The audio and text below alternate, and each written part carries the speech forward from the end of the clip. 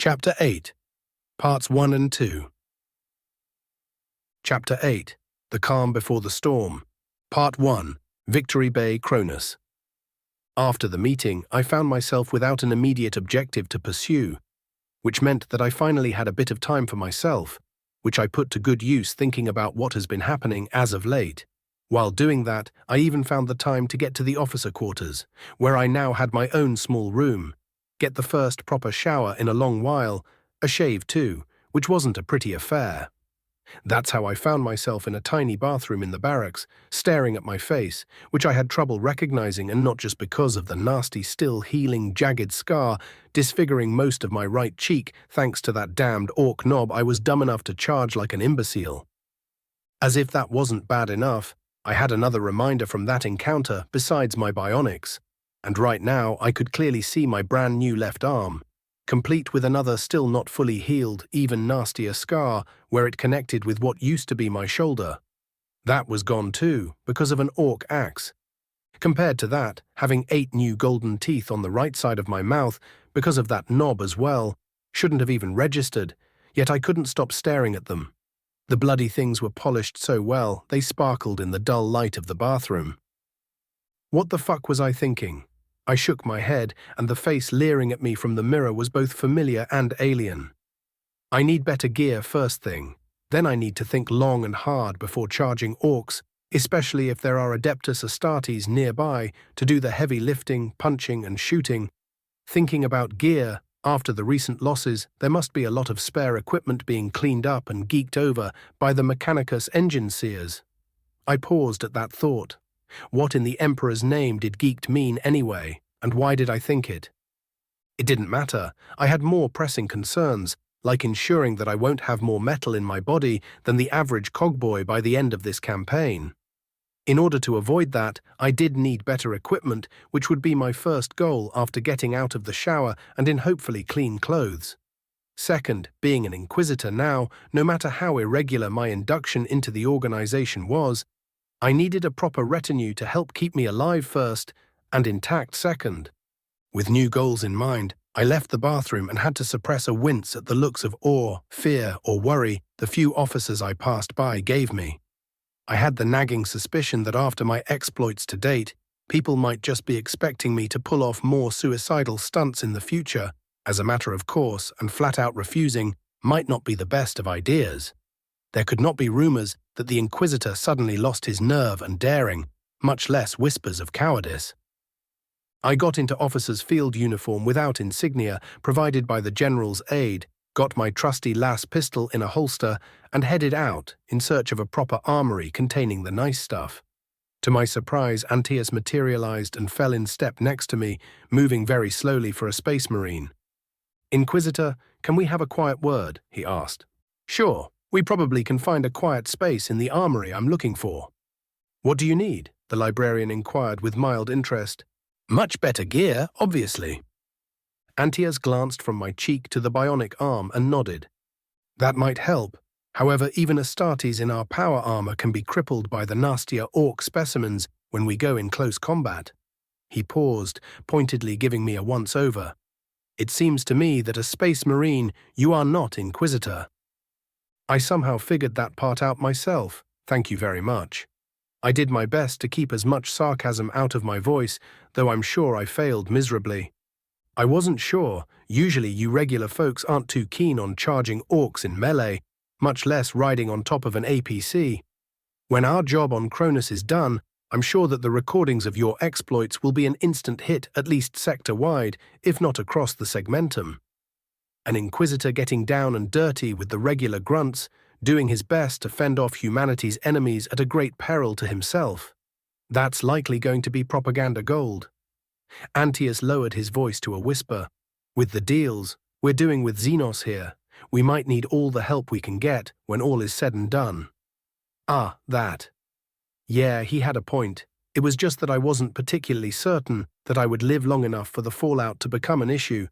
However, a bit of contingency planning wouldn't hurt. It was just that I didn't really know where to start on that one, beyond praying fervently to the Emperor and hope that our reinforcements, when they arrived, would be under the command of someone reasonable.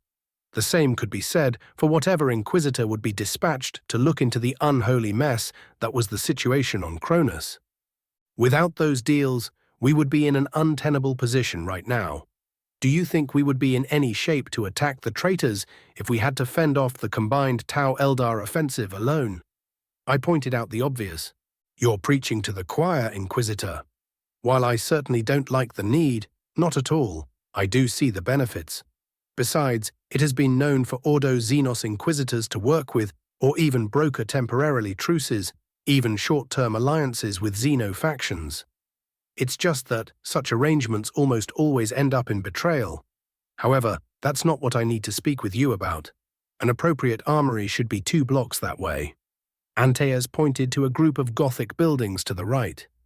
You used your helmet's vox to ask for directions, didn't you? Why would I need to do so? I'm an experienced Astartes librarian. We always know the area we operate in like the back of our hand. He almost sounded offended at my accusation. That wasn't a flat-out denial, mind you, I shot back. And we spent the next couple of minutes in uncomfortable silence, which was exacerbated by the looks the various locals milling around gave us. The undisguised awe aimed at Antaeus was something else, however. Some of it did splash upon me too. There was even a small group of kids, none could have been older than 10, who pointed excitedly at us while chattering at each other. Soon we got to a prefabricated armory building, dropped from orbit, got past the guards, and found ourselves in a scene of barely controlled chaos. Inside we could see a small horde of Mechanicus adepts, servitors, the odd servo skull singing in binary flying around, all the while a single harried engine seer, who appeared to be more flesh than metal for a change, tried to direct them. The reason for all the excitement was obvious. The place overflowed with crates full of roughly packed equipment recovered from the battlefield. One corner had people and machines fixing up various armors, another dealt with normal human-sized bolters. A third handled plasma guns, while in the center of the room, a trio of red-robed Mechanicus adepts with much more mechadendrites than arms and legs, rapid-shot binary at each other while reverently inspected several power blades. This was the right place indeed. On the downside, there would be no quiet conversation while inside, so Antaeus would have to wait. If it was something particularly important, he would have said so surely. While the majority of the occupants either didn't notice us or dismissed our presence as of no consequence, the engine seer trying to ride a herd over them saw us and headed our way. Surprisingly enough, she had only 2 mechanic tentacles coming from her back, and they ended up with sensible manipulators too. He had his face hidden from a rebreather, however, there was no other trace of augmentations on it. From what I could see, his 2 hands were flesh and blood too. Lord Inquisitor, my Lord Astartes. The engine seer bowed slightly. How can we be of assistance? I require proper equipment for our impending actions against the traitors. The man examined me, taking note of my bionics, which made his blue eyes lit up in approval. I'll see what we can do. There is a lot of equipment available, or at least it will be once it has been properly re-sanctified and its machine spirit soothed. What weapons and armor do you prefer? What stormtrooper protective equipment do you have available? Preferably fully environmentally sealed. We were going to face chaos, and one of the last things I wanted was to survive the coming onslaught only to perish in agony due to some never sufficiently damned pestilence. There are more than a few armors we're patching up after their previous occupants ran afoul of the pointy-eared freaks. The engine seer sniffed in disdain, then gave me a closer look. At least one should be a decent fit without much work. What else? I'll like to requisition one of those nice power weapons. As for ranged firepower, I trailed off, looking from the plasma guns to the hot-charged laser guns used by the Stormies. While I would usually recommend bolters, you could seldom go wrong with them. Those aren't ideal weapons for normal humans, especially if you lack either a light power armor or a suit with exoskeletal support like the better Void combat gear. Antaeus shared some of his wisdom. Considering what we're going to face, a plasma pistol if you have the misfortune of facing one of our traitorous brethren, otherwise a stormtrooper rifle should be good. This sounds more than reasonable, thank you, Antaeus. You heard the man, Engin Seer. Would receiving this kind of equipment be possible? I see no issues with it. We should have your gear ready, sanctified and blessed within 24 hours on the outside, perhaps earlier if we have to rush it. He said it in such a way that implied rushing won't be a good idea. 24 hours sounds good. I'm glad you agree, my lord. Just stand here for a moment, while I have one of our servo skulls scans you so we can get an armor properly fitted for you. Your gear should be ready for pickup this time tomorrow. With the scan done, the engine seer went back to running the armory's crew, and Antius led us away for that quiet chat. Part 2. Victory Bay Kronus. We ended up in a secluded spot at the edge of the park where General Alexander had his HQ deployed, and Antaeus looked me square in the eyes after making sure that there was no one around to listen. Inquisitor, I can't say that I'm particularly happy with the deals you had to make so we could win today's battle on the cheap. The Emperor knows, if we suffered more casualties today, we would hardly be in place to deal with the heretics. However, the way you spoke with that Zeno back in the HQ, what you said, nothing more than common knowledge. Where was he going on with this? Well, not exactly. I'm sure that most tech priests know the technological state of the Imperium in general, Astartes, especially those of us who take pride in recovering and preserving knowledge, like the members of the Blood Ravens know it as well. I'm sure that there are nice, safe, civilized worlds where most people are educated on more or less true general history of the Imperium in particular, and what we do know about humanity's ancient past. Yet it is not a common knowledge how much we've fallen since the dark age of technology, neither about the slow slide back from the peak during the Emperor's blessed Great Crusade. I squinted at Antaeus, trying to process what he was telling me. That was bloody common knowledge as far as anyone paying attention, surely. I can see you aren't getting it for some reason. You don't act like a noble, you aren't speaking as one, so that can't be it. The librarian shook his head in exasperation. I'm trying to process the idea. I stated flatly, disbelief plain to hear in my voice. If it makes you feel better, you can blame either the Administratum or the Inquisition. He shrugged. I'll speak bluntly, using small words, Inquisitor. Yes, you better do that. At least half of the officers present in the HQ during the meeting, much less any of the rank and file who might heard rumors about what you said, to a Zeno no less, well, they will be shocked by the very idea that we not only lack some of the best technology in the galaxy, but that the Imperium isn't advancing. Neither is it stagnating, but generally technologically regressing, or at least part of it are.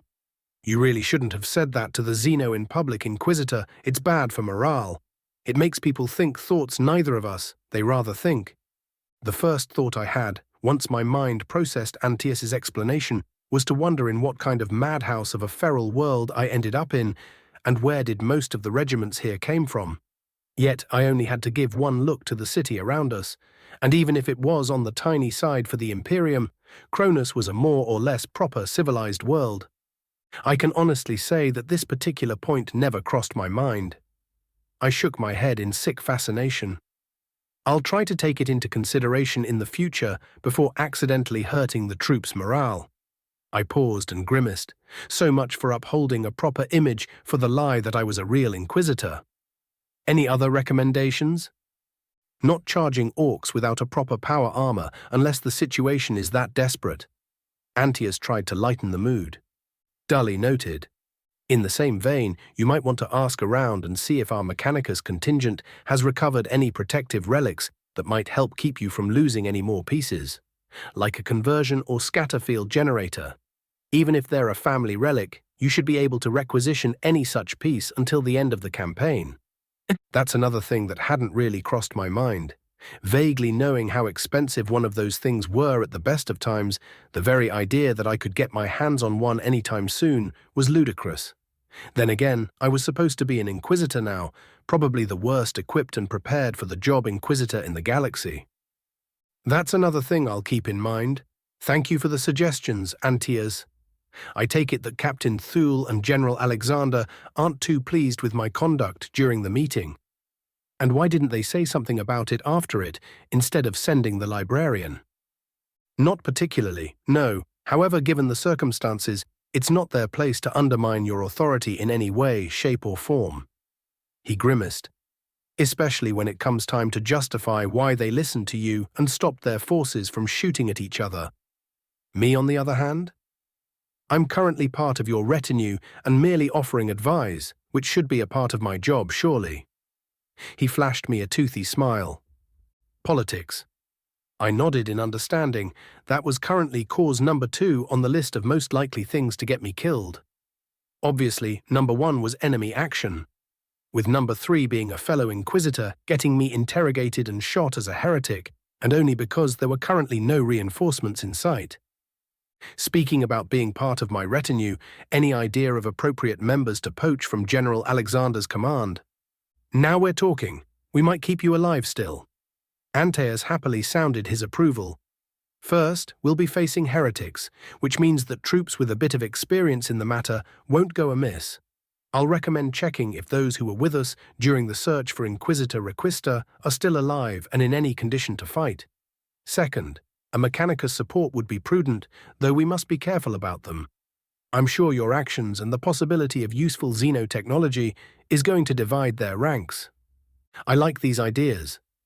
Lieutenant Picos's platoon, the stormtroopers who acted as my bodyguards, perhaps that medic who put me back together after my encounter with the orcs and Kroot, and wasn't there some crazy Mechanicus biologist acting like a cyborg buzzsaw, or did I imagine that due to the stress of combat and the drugs? Chapter 8, Parts 3 and 4. Chapter 8, The Calm Before the Storm, Part 3, 1st Kronus Regiment Barracks, Victory Bay. Kronus. Just a few hours after the bloodbath of a battle, Lieutenant Felicia Picos found herself stuck at her desk, neck-deep in paperwork, which did include reams of incensed and blessed parchment among other things, Mechanicus-blessed digital records included. She was one of the lucky ones who made it intact, both through the Inquisitor's crazy rescue mission and the following battles. Her platoon, along with most of Alpha Company, weren't so lucky. They handled the orcs with minimal losses, only for the fucking Bluefaces to hammer them hard until they could retreat to a new set of defense lines.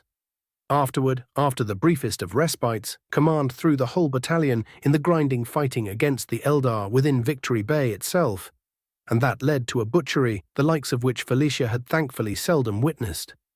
She lost half her platoon in moments against just a handful of screaming Xeno, whose voices turned soldiers' insides to a bloody mess, moved almost faster than the eye could track, and had swords which cut through proper carapace armor as if it wasn't there, much less flak vests. If it wasn't for a bunch of those mechanical Xenos arriving in the heart of sinister green lighting, Pico's whole platoon and the lieutenant herself would have perished then and there. That might have been for the best, really, because just a few minutes later, a Xeno sniper picked off a third of the survivors before someone either killed the damn thing or it had to displace. Felicia dearly hoped it was the former. It would be if there was any justice left in the galaxy. She forced herself to push those maudlin thoughts aside, took a sip of Amasec, the good stuff kept for special occasions like this one, and returned her attention to the breeding mountain of paperwork.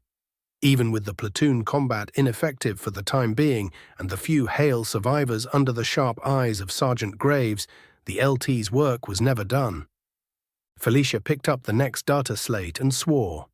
It was yet another reminder of how many people she lost lately, a requisition related about special weapons, a request for her to confirm how many of those her platoon would need. The answer was obvious, preferably at least as many as she had warm bodies to carry them. However, unless command in their infinite wisdom designated her platoon as either heavy or special weapons unit, then they were set through one of the requisition forms she already filled in and signed. An excited commotion broke Picos's train of thought, and she narrowed her eyes at the barely open door of her office. Graves should have had everyone under control, any and all issues locked down, tight. The last thing they needed was trouble with a passing irritated commissar, or worse. Felicia got up, pushing her chair back with an unpleasant scrape on the stone floor, and marched into the barracks proper to see what was the issue and if she had to shut it down, hard. "Ah, Lieutenant Picos, just the woman I wanted to speak with." A jovial, somewhat familiar voice greeted her, revealing itself to be the source of the commotion. It took Felicia's tired brain a few moments to place it and recognize its source. The scarred, tired-looking man in officer's field dress without insignia was a far cry from the inquisitorial agent they had to escort just a few days ago. The Inquisitor now. "My lord," Felicia snapped at attention, barely containing her shock at this uncalled-for visit and the unacceptable conduct of her soldiers. This was worse than a commissar with a chip on his shoulder walking in. "At ease, I see that the recent engagements haven't been kind for your platoon. My condolences." Shockingly enough, he sounded genuine. "Thank you, my lord." Picos hurried to answer. "Unfortunately, I'm not here to announce that all of the Imperium's enemies turned tail and ran from us." A couple of troopers snorted at that, and Picos pointedly didn't glare and thus make more of a scene in front of the Inquisitor, though perhaps she should have. She didn't have experience in dealing with things like these. Give her an enemy to kill, a position to take or defend, she was your woman. On the other hand, dealing with the brass, especially this kind, she was frankly out of her depth. "I don't bite, you know." The Inquisitor, Vale was it, spoke in a tone full of exasperation. "I do have a job for you and your platoon, if you're up to it, Lieutenant." He looked critically over the remaining combat-effective troopers. "We're ready for whatever you require, my lord," Picos answered on reflex. "That's the spirit. I'm building myself a proper retinue and need the core of a combat and bodyguard element." "Are you up to it, Lieutenant?" The Inquisitor stared intently at her, and the thought to disagree politely or otherwise never even crossed her mind. "It's an honor to serve, my lord. We'll do our utmost." "That's the spirit." The Inquisitor happily clapped hands. "Then we have a bit of paperwork to cover to make your transfer into my service official and avoid complications with your chain of command. While we're doing that, you and the sergeant here can tell me what equipment and replacements you might require. Additional squad or two, I believe." "We'll need 2 more squads in order to get the platoon to a semblance of proper combat shape, sir," Sergeant Graves chipped in. 2 squads it is, then, and an additional stormtrooper section if I can convince the general to let us have a few of those boys and girls. The Inquisitor thought aloud. More paperwork? That statement by the Inquisitor eventually caught up with Felicia through the shock of the current crazy situation. What did she just agree to anyway? General Alexander's HQ, Victory Bay, Kronus. With a diminished platoon on board as the first official part of my retinue, I recruited on my own initiative. I found myself in an audience with General Alexander, who was in his office, reading through a detailed report for our losses to date, especially among the heavy equipment. "You've begun to poach competent personnel in a typical inquisitorial fashion," he stated without looking from the data slate in his hands. "Having a proper retinue will increase my odds of survival in the battles to come. Not to mention, with me around it, would be easier to explain to Segmentum Command why you and Captain Thule ceased shooting at each other, providing that your conflicting orders weren't a mistake." The aging man put down the data slate and looked me in the eyes. His heavy stare contained weariness I hoped I won't be experiencing anytime soon. No matter what, there would be elements who would like to sweep this mess under the carpet and forget about it, and us. Punishing us for disobeying what is frankly insane orders would fit the bill, he admitted quietly. Or everything might turn all right if we don't get ourselves killed in the days to come. "What do you require of me, Inquisitor? This isn't a social call, we both know it." "First, the obvious. I would like to requisition a few of your stormtroopers, the bodyguard you assigned to my protection, to find out Inquisitor Requista if they're available. You can have a stormtrooper fire team, the same one if they're still alive and able to fight. I can't spare anything more right now, Inquisitor. We'll need them all in the fighting to come, and you shouldn't be on point this time." He looked pointedly at my scars. "I did figure out that charging orcs wasn't been the brightest of ideas. Thank you for your support. It's my duty, nothing more, nothing else. At least it would make for a great story and an amusing video to watch in the future. Is there anything else you need, Inquisitor?" "Mechanized transport for my retinue while we're operating on Kronus and thus within your area of responsibility. If I believed that it was available, I would have requested air transport and a pilot as well. However, I'm aware that our Aeronautica assets took crippling losses. They aren't combat effective any longer, and we can put just a handful of bombers and fighters in the air. We'll have to rely on integrated AA units and our..." allies to deal with any heretic air power. Because of that, I believe I can authorize you to get a pilot and transport. However, obviously, I can't provide you with fighter escort, so going anywhere by given the security situation would be a great way to commit an expensive suicide. I'll advise against doing so, Inquisitor. That's great news. I might see what available pilots we have for future reference, if nothing else. I won't take up more of your time, General. Once we've dealt with the heretics, we should talk about the source of your orders, those of Captain Thules as well. I'll see to it that we do. If we are still alive was left tactfully unsaid. Part 4. Victory Bay, Kronus. A few hours of inquiries finally led me to a field hospital on the outskirts of Victory Bay. It was hastily set up after the battle and currently chock full with wounded and the people who tended them.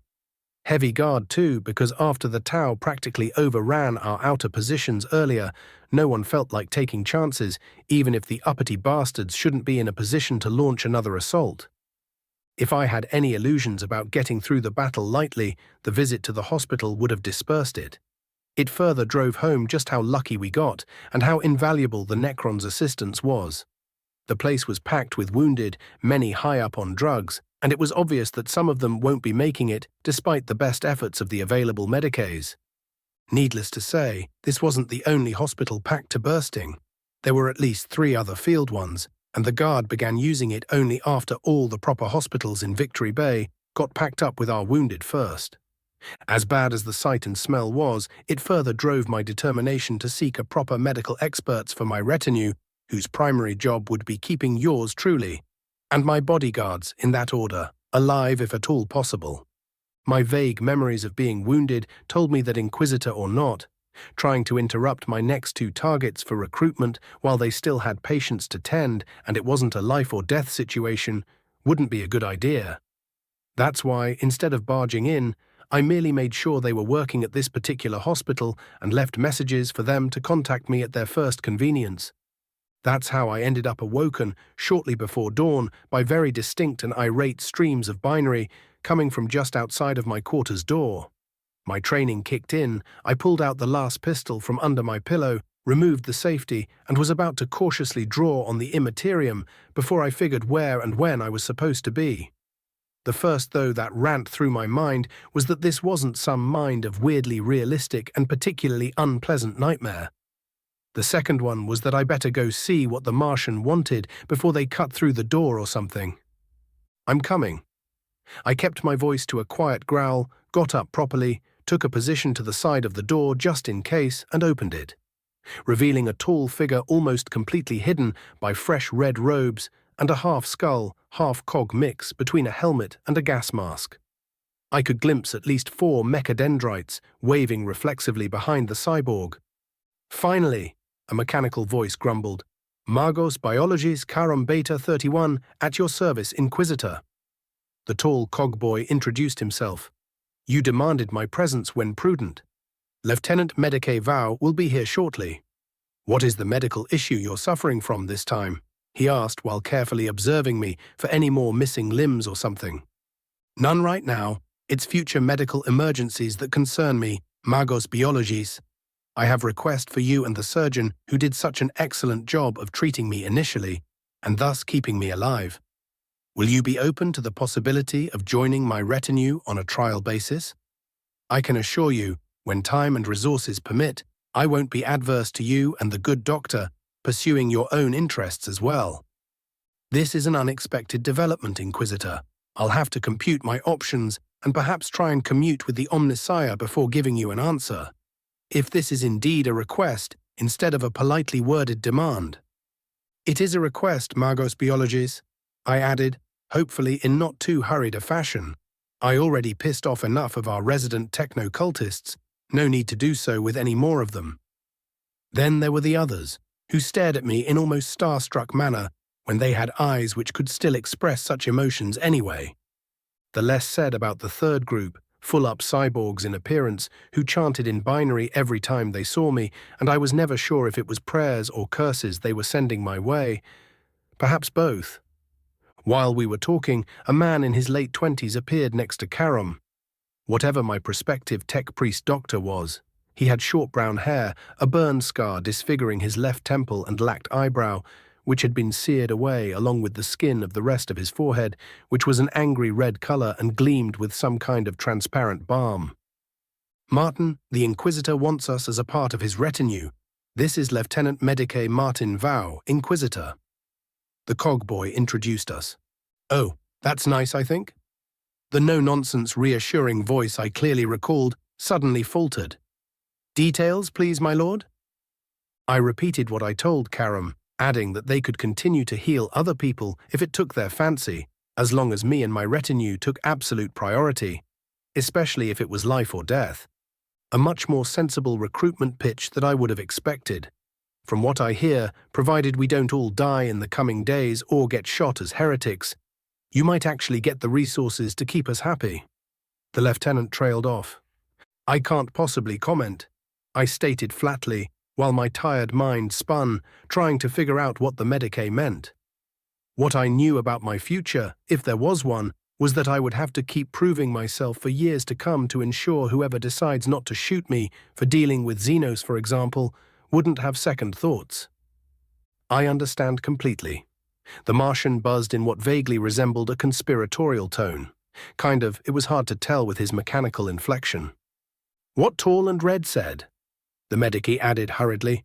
"It's good that we're all on the same page," I muttered. "I'll appreciate if you give me your answer tonight at the latest. I'll need to straighten up the basic membership of my retinue before the coming battle." "Will do so. Omnissiah be praised," the cogboy declared reverently. "Yeah, that." Vau awkwardly made the sign of the Aquila, which in turn made me wonder what kind of people I just tried to recruit. Blood Ravens Complex, Victory Bay, Kronus. In the battle's aftermath, the Blood Ravens deployed planetside, separated in 3 groups. One went for a brief rest period, a second policed, maintained and prayed over their gear, with the third either providing security or they were out scouting various known and suspected enemy position. Devastator Sergeant Avitus was in the first group, yet even a brief moment of sleep evaded him that night. For as long as he could remember, burning hatred has been his greatest weapon against the enemy, especially traitors. The orders they had to follow on Kronus and the refusal of General Alexander to stand down and leave painted the guard regiments on the planet as the next best thing, or worst as the case may be. It was just skirmishes initially, with the guard obviously taking the brunt of the casualties, however everyone knew that wouldn't last. It had been just a matter of time before a direct, full force-on-force confrontation ensured, and the Blood Ravens on Kronus simply lacked the numbers and firepower to win such a battle without suffering a number of permanent casualties. It couldn't be helped.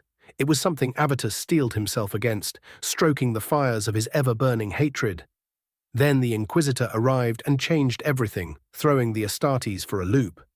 Not only did Inquisitor Vale broker a ceasefire, even before being promoted to his current exalted rank, he made it stuck and in the process. More importantly, along with a group of those wretched guardsmen, he saved the skins of Wen and the brothers under his command, who were all Avitus's friends. Then the Inquisitor distinguished himself in the fighting, proving for everyone to see that he wasn't like some cowardly members of his organization, which was good thing indeed. Yet, after that, the bloody man had to go and broker a deal with Xenos, one which might have been useful, but still, those were never sufficiently cursed aliens, who were good only when properly dead. Avitus didn't know what to think of the Inquisitor and his actions. He didn't know how to handle his faltering hatred, which has always been his shield, yet now threatened to become a liability. This was the worst possible time for such doubts. By the Emperor, they were about to engage chaos and assorted traitor forces soon. He needed his hatred burning hotter than ever so it could reinforce the shield of his faith and resolve. He did his best to clear his mind and began muttering soothing prayers and litanies, hoping for an answer. Chapter 8, Parts 5 and 6. Chapter 8, The Calm Before the Storm.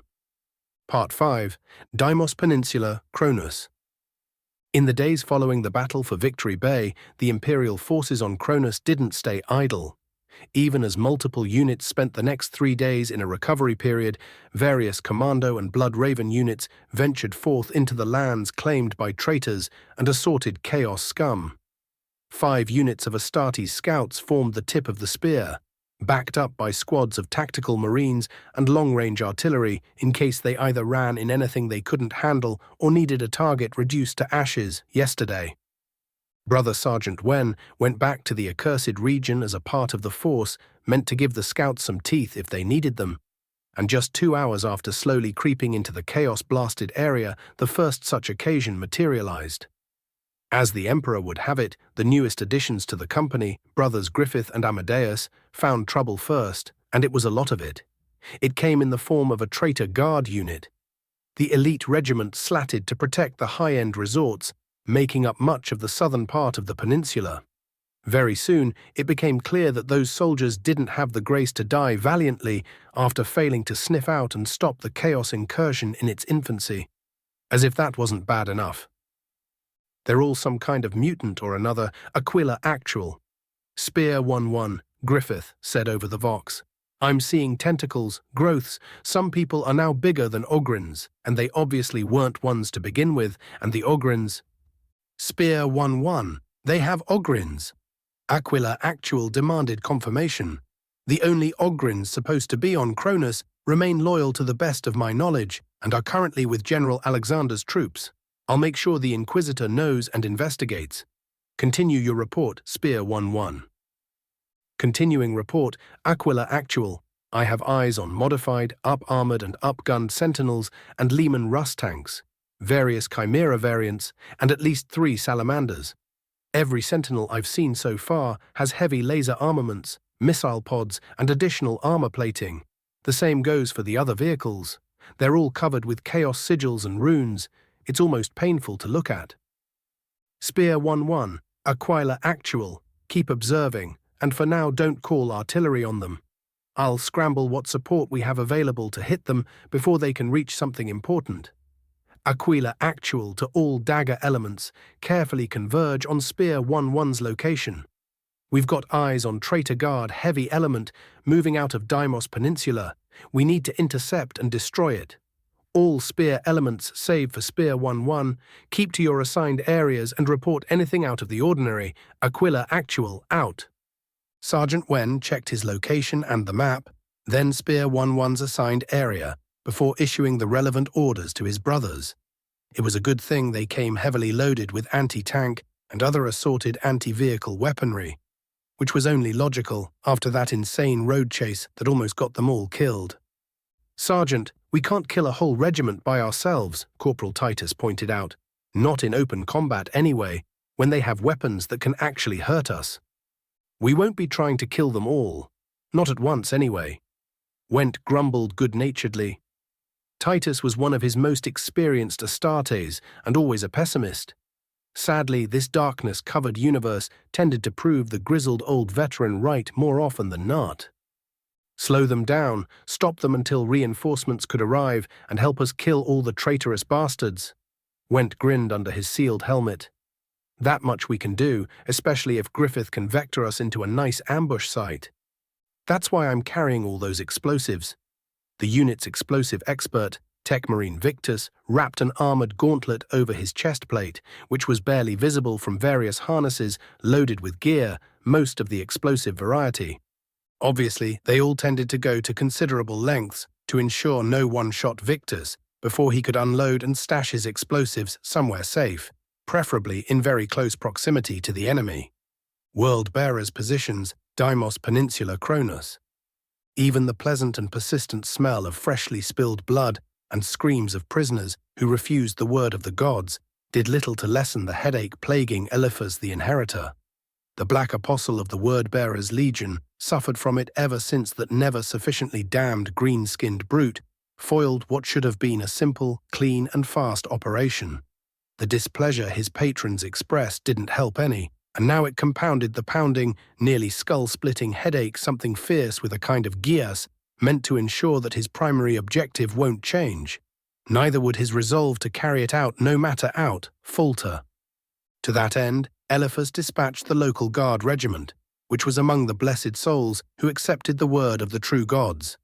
They received all kinds of blessings as their just reward, and now the Black Apostle dispatched them to secure the Ares Badlands, while he tried to do his best to figure another way to release the Kornata demon imprisoned below the desert.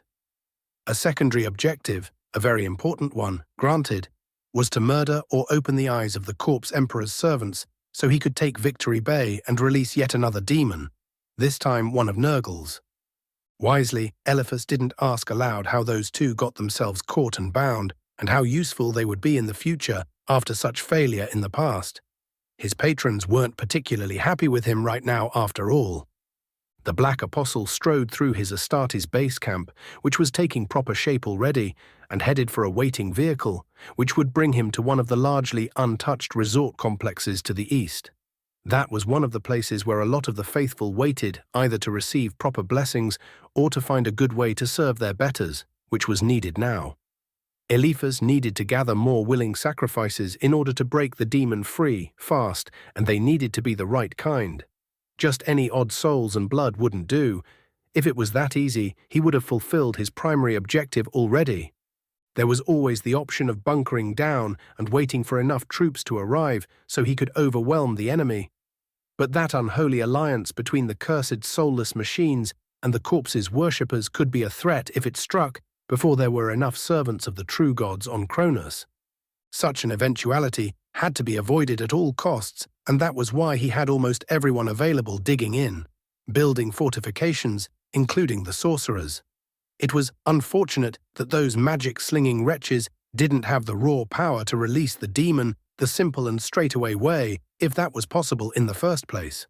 At any rate, the next competent sorcerer to arrive would be heading for the Ares Badlands, along with a contingent of Astartes and proper fighting vehicles, to not only further reinforce their hold on the area, but examine whatever kept the demon bound in detail. It was simply too bad that the one sorcerer who specialized in that kind of thing was now very dead. Part 6. Victory Bay Kronus. There is no rest for the Inquisition, or so it seemed. It felt that I just laid down my head on the pillow after the midnight visit by my newest prospective retinue members when someone else was knocking on the door. As it turned out, I've managed to spend a few hours dead to the world, because it was early in the morning when General Alexander's aide came to summon me for an unscheduled meeting. Not a good sign. I got up, made myself presentable, fast, got my gear, and followed the young officer to see what was the newest fire that needed putting out. I found General Alexander and Captain Thule in a tactical room, full of cogitators and display screens, looking at various pictures, helmet camera feeds, and live transmissions from servo skulls.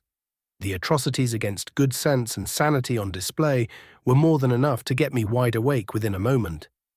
Is that a mutated ogrin crossed with a crab? I stared at something that, judging by the chimera it walked beside, had to be at least 3-meter-tall abomination. There are Nurgle corrupted ones too. General Alexander nodded to a screen on his left. There, displayed in all its rotten glory, stood a picture of a sickly green monstrosity that had more in common with a chaos-spawned demon than an ogrin. We've got a traitor regiment moving our way from the Daimos Peninsula. As far as any records and trustworthy personnel could tell us, there was only supposed to be a company or two of regular PDF soldiers looking over the former governor's interests over there, not a whole regiment, much less what looks like it was the best equipped one on the planet before our arrival. The disgust in General Alexander's voice was evident, and it wasn't just because of the abominations shuffling and crawling our way. We could have used those soldiers and machines, if they weren't corrupted, traitors. I agreed after finding a screen displaying a list of the traitors' confirmed assets and nearly whistled. That wasn't a regular PDF of Guard regiment. It was a proper combined arms formation lacking only air assets, and said assets might have been the ones that jumped us while we retreated from the Daimos Peninsula after failing to recover Inquisitor Requista alive. Tell me about it. What's more, the only Ogrins on the planet should be a couple of PDF fire teams, which are accounted for, and the 2 squads we've got left after our last campaign. Ours are very much accounted for and not corrupted. I had my psychers look them over before calling you in. Inquisitor, I need you to look into this. General Alexander waved at the images surrounding us, especially the local Ogrins and what else the traitors might have that they aren't supposed to. We need that information before we hit Daimos Peninsula, if at all possible. You're the Inquisitor. Please investigate, my lord. You'll have our unconditional support in this venture. I'll get to it. I'll need access to the PDF Ogrins for interrogation, surviving officers from the local PDF, especially anyone in their logistics branch. That much gear. It needs a lot of spare parts, especially if people train with it, and that should have left a record, otherwise we have an even larger problem. I spoke, falling back upon my training. Consider it done. I have the Ogrins surrounded and ready to receive you, Inquisitor. I'll have my aide give you the names of all the relevant officers, their locations, and ready as standing orders for their units to cooperate with you, no matter what they say. You'll have at least a company ready to back you up in case we're harboring traitors in our midst. The general spoke with controlled, burning anger. That's appreciated, General. Captain Tulo, I'll appreciate if I can have a fire team of your Astartes on call just in case. I'll have them ready. Brother Librarian Antaeus will be able to call them quietly if you need them. Do you need anything else, Inquisitor? Nothing you can provide at this time, Captain Thule. I'll inform you both when I have anything of interest. So much for a couple of quiet days before all hell broke loose, literally in this case. 20 minutes later, I had my retinue assembled, briefed and geared up, so we could get to work. That was a very prudent decision on my part, I concluded, the moment I saw the local Ogrins. We found them in a small barracks complex left for their use, and it wasn't hard to figure out why. Even the civilized Ogrins, who did bathe sometimes, still stank to high heaven, giving yesterday's battlefield a run for its money. They were all huge mountains of muscle too, with only one of them about Antaea's size, who granted was practically on the tiny side as far as Astartes went, but still a full-fledged space marine. The Ogrins were all mean, lean veterans, which was made evident by the myriad of scars covering every visible part of their skins and the many bionic implants making them whole. That also explained their presence here. They either intentionally left to retire here, or the administratum simply forgot about them. And predictably, they ended up as a part of the local PDF, which at least in theory was the safest option for everyone involved. I frowned when I didn't notice any sergeants among them. They were all regular enlisted personnel, which meant less than bright, even for Ogrins. Lads, I'm Inquisitor Vale, and I have questions. I proclaimed loudly, getting everyone's attention. Until our arrival, the Ogrins were milling around in confusion, likely unsettled after the general's pet mindfuckers examined them for taint. I would be less than pleased in their shoes as well, which was a pointed reminder that something like that awaited me in the future, along with a rigorous interrogation. If I survived the fighting on Kronus anyway. I shoved that thought aside while starring up the Ogrins, which probably looked ridiculous for anyone observing us. It took some very long moments before they could work through my title, question, and the implications. Then something unexpected happened. Their faces light up like children during the sanguina, and they began to happily babble at me. Let me tell you, trying to figure out what they were saying was hard. Did I mention that the average Ogrin, even those in the guard, aren't that bright, at least in the conventional sense? I don't think that's the usual answer when an Inquisitor announces their presence, my lord.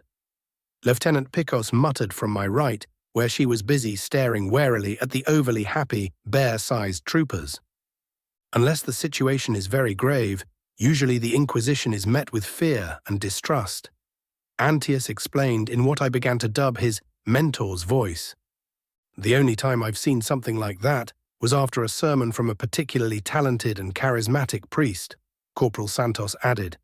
My stormtrooper bodyguards had turned up loaded for orc knobs, fully armored too, just like General Alexander promised yesterday. They didn't sound particularly unhappy about their change in career choice, though that might not hold up in the future. Our young Inquisitor has many talents, Antaeus innocently added. Can someone figure out what they're saying besides the bonehead being right? I interrupted the sickly fascinated chatter of my retinue. That's their sergeant. Often they call them boneheads. That's who they're talking about, my lord. Sergeant Graves explained. She was the senior surviving NCO of my brand new and lightly decimated guard platoon, and likely the second most experienced soldier I could consult with after the librarian. Good to know, Sarge. What about the bonehead? Where is he? I asked, hoping beyond hope that the Ogrins will become making sense. Speak one at a time. You, I pointed at the tallest of them, who towered somewhere just above 3 meters. And thus every one of us had to crank their necks to look him in the face. The bonehead, he repeated. Yes, the bonehead, your sergeant. Where is he? I repeated slowly. The Ogrin waved his hands, looked around and pointed at one of the more reasonably sized giants. The package. He grinned, showing a row of teeth and something that might have been a tusk before being broken, that would have made most orcs proud. Bring the package, he said again. Do we need to become nervous right now, sir? Santos asked flatly. We have no idea what the package is, and even if they're all clean, it's obvious that some other Ogrins on Kronus aren't, and their sergeant might be one of them. This package might be a trap left for both us and them. We'll be very careful with it. Perhaps requisition a servitor to open it. That's a good idea. Properly paranoid. Antius said, approval evident in his voice. We'll make a good and sane Inquisitor of you, yet. Sane? Lieutenant Picos dared ask. Sane. Some of the Inquisitors I've known, let's just say that they had some interesting quirks and leave it at that. Antius spoke with a finality that indicated that he won't be answering questions on that topic anytime soon. This isn't the time or place for such questions, I chided my retinue. Why are you so happy to see me? I asked the huge Ogrin. The bonehead said you'll come and fix things. He spoke eagerly and with a visible strain to make his words clear to understand. I see. Make what right? Fix what problems? Something not right here. He waved his hands around helplessly, either not knowing exactly what or how to properly explain. Bonehead said Inquisitor makes right. He went to fix things, told us to not go anywhere, no matter what, until Inquisitor comes. And didn't this have some interesting implications? I really don't like the sound of this, my lord, Santos muttered. Me neither, Corporal, me neither. While we were talking, an Ogrin came out of the barracks, carrying a sealed, sturdy metal case.